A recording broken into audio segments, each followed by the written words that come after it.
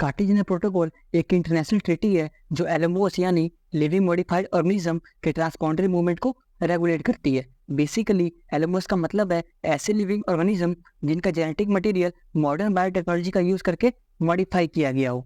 ये प्रोटोकॉल 2000 में अडॉप्ट किया गया था मॉन्ट्रियल कनाडा में और 2003 में ये लीगली इन्फोर्स हो गया। इसका नाम कार्टेजियन प्रोटोकॉल इसलिए है क्योंकि ओरिजिनली ये कार्टेजियन कोलंबिया में अडॉप्ट होने वाला था, बट कुछ इश्यू की वजह से डिले हो गया। अब समझते हैं कि इसकी ज़रूरत क्यों पड़ी। तो बायोटेक्नोलॉजी के फील्ड में काफ़ी एडवांसमेंट हुए हैं और इसका डायरेक्ट इम्पैक्ट बायोडाइवर्सिटी पे पड़ सकता है।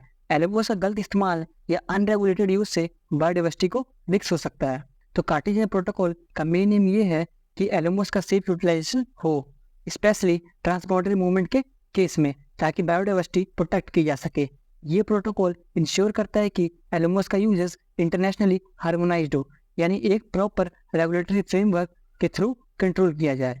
एडवांस इन्फॉर्म्ड एग्रीमेंट एक बहुत ही इंपॉर्टेंट प्रोसीजर है कार्टेजियन प्रोटोकॉल का, और इसका पर्पस है कि अगर कोई कंट्री किसी दूसरी कंट्री से एलएमओएस इंपोर्ट करना चाहती है तो उन्हें पहले से ही उसके बारे में सारी इन्फॉर्मेशन मिल जाए। कार्टेजियन प्रोटोकॉल के अंडर एक बायोसेफ्टी क्लियरिंग हाउस भी सेटअप किया गया है। बीसीएच एक इंफॉर्मेशन शेयरिंग मैकेनिज्म है जहां कंट्रीज अपने एलएमओएस के बारे में टेक्निकल, साइंटिफिक और लीगल इंफॉर्मेशन एक्सचेंज कर सकते हैं। इसका पर्पस है कंट्रीज को कार्टेजियन प्रोटोकॉल को इम्प्लीमेंट करने में मदद करना।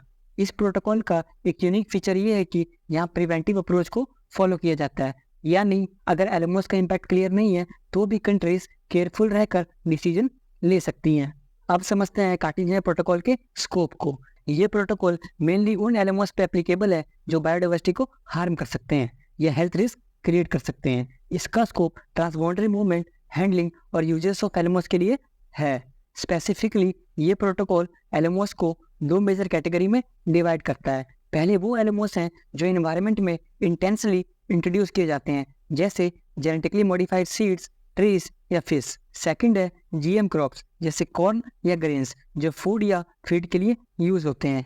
लेकिन ये प्रोटोकॉल ह्यूमन फार्मास्यूटिकल्स को कवर नहीं करते क्योंकि वो अलग इंटरनेशनल एग्रीमेंट्स और ऑर्गेनाइजेशन के अंडर रेगुलेट होते हैं। सिमिलरली एलएमओएस के ड्राई प्रोडक्ट जैसे cooking oil from GM corn भी इस प्रोटोकॉल के स्कोप में नहीं आते।